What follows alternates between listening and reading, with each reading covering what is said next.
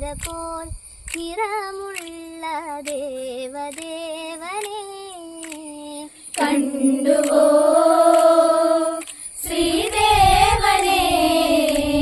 സ്വർണ്ണത്താമര പോൽ നിറമുള്ള ദേവദേവനെ എത്ര എത്ര കാതം കര കാണാതലയും ചെറുവോളം ചൈത്രമാസമകലെ പൊന്മന്ദരി